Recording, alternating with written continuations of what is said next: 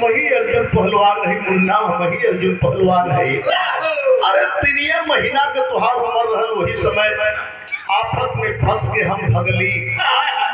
लेकिन लड़कवा एगो बात जरूर कह देला कि फोटो तुहार रखी के करली पूजनिया माई, कैसे बनी गईला बाबू सीख सारा।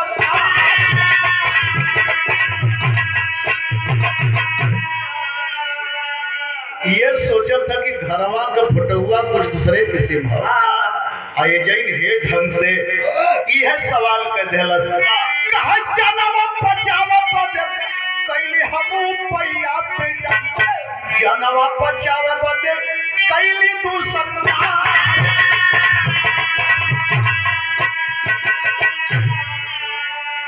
अरे बेटा हमार मजबूरी जान बचावे बदे, अपने बचे बदे हम सरदार बन गईली, कड़ा पहन लेली। इतना नाम ना, इतना ना शादियों कर लेली। अरे अरे पगला इतना ना रे। अरे कल तू खड़ावा पर जैसे लड़ा बाप बेटा सगरे पीरा नवा मोहर सिंह बात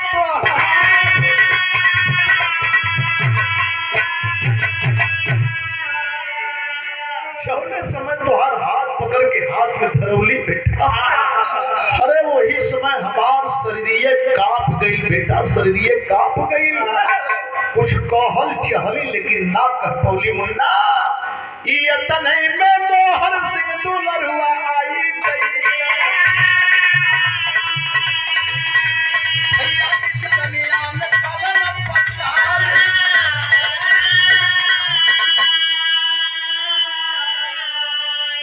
मोहन सिंह सरदार आगल।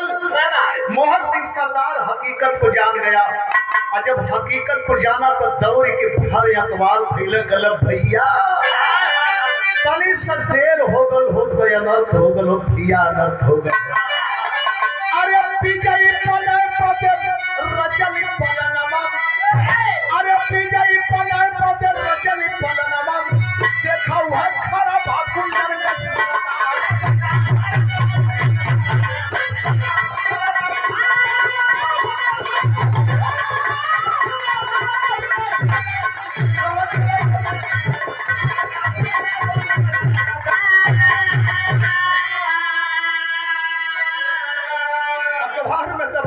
मोहन सिंह सरदार मलखान को रो रहा है और इशारा कर रहा है कि भैया काल विजयी बने बदे, सफलता हासिल करे बदे जग्गा ठाकरे बदमाश के सफारी दल ने देखा हो जग्गा द्वार पीछा के, और जग्गा 3 साथियों के साथ दूर से देखा तो वो घबरा था।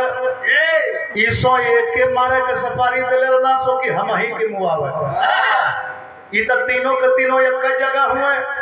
आए हाय जग्गा वहां से फरार होता है, और तब तक प्रीतम कौर घर में से बाहर निकल गई। कलश की स्वामी कितना बजर हुआ हो, कितना बजर हुआ कि वो देवी की अपने से इतना दिन तक दूर रख के कैसे नींद आवत रहल है। लेकिन एगो बात कहली क्या,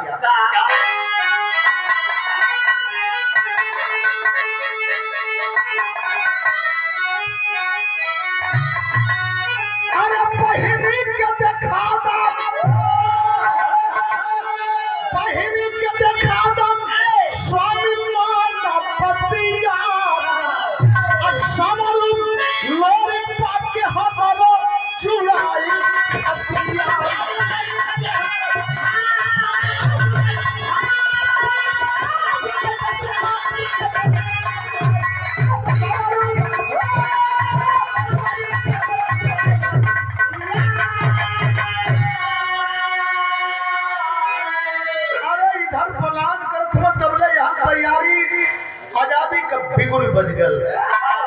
दोनों लाल ले प्रीतम कौर को घर आया पल